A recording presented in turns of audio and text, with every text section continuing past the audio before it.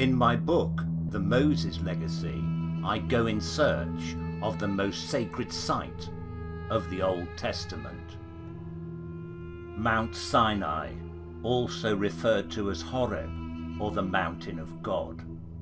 Here, the Bible tells us, God actually appeared before the Israelites and gave Moses the 10 Commandments. According to the Old Testament, this astonishing event occurred in the Sinai wilderness, but precisely where the Bible does not directly reveal. Early Christian tradition identifies the site as Mount Musa in eastern Egypt, beneath which a 6th century monastery was built. Remarkably, the Bible actually suggests a different location, completely overlooked by biblical scholars. The Exodus account of God speaking to Moses from a burning bush relates how the event took place at the Mountain of God, and it contains one of 2 vital clues to reveal the sacred mountain's location. At the time, Moses is living as a shepherd in the land of Midian, from where he leads his flock to the other side of the desert. Exodus chapter 3 verse 1 tells us, "And he led the flock to the backside of the desert and came to the mountain of God, even to Horeb."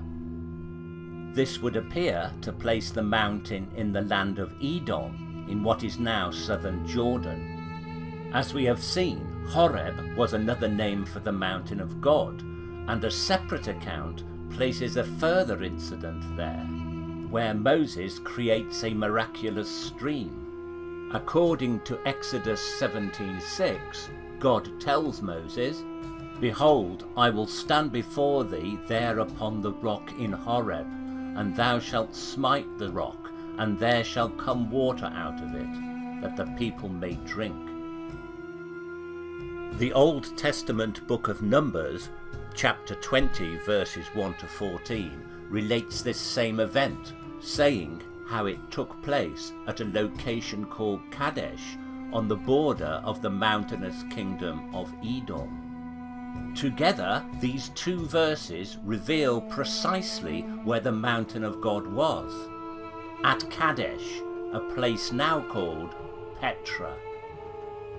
And even though biblical scholars seem to have ignored it, local people have long believed that this shrine at Petra, called Ain Musa, the spring of Moses, marks the very spot where the biblical miracle occurred. High above it there rises a red sandstone mountain, through which cuts a narrow, winding ravine called the Seek, leading to a rocky gorge and this astonishing 2,000-year-old tomb. It was not here during Moses' time, over 1,000 years before, but it may have been in this gorge that the Israelites are said to have camped. According to the Exodus account, before ascending Mount Sinai, the Israelites made camp at the foot of the mountain, and while there they heard an unearthly sound, said to be like a trumpet exceedingly loud, so that all the people that was in the camp trembled. Amazingly, something like this may well have happened at this very spot.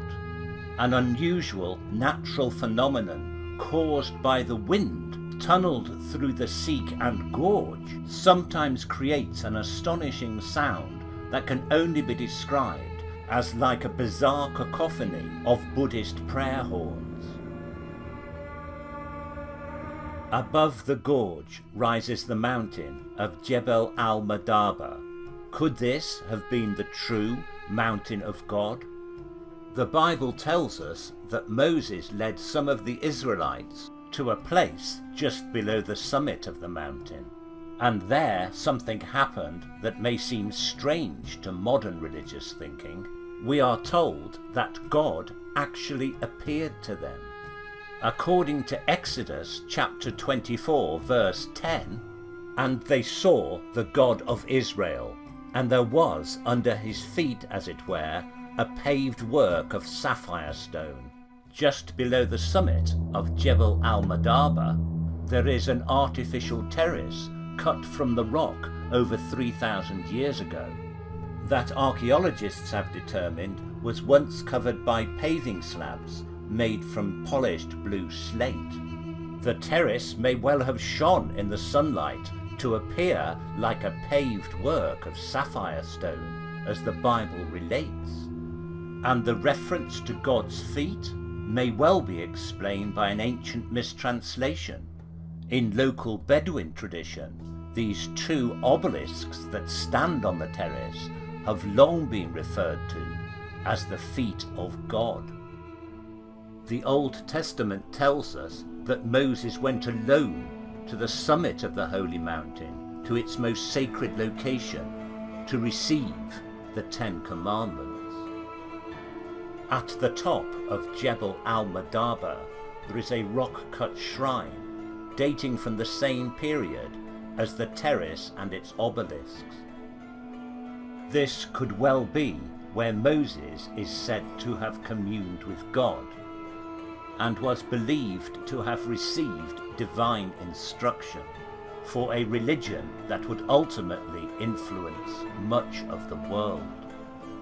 And if I am right, where Moses himself was buried, and where his staff was found, the sacred relic with which he is said to have parted the Red Sea and summoned the plagues of Egypt.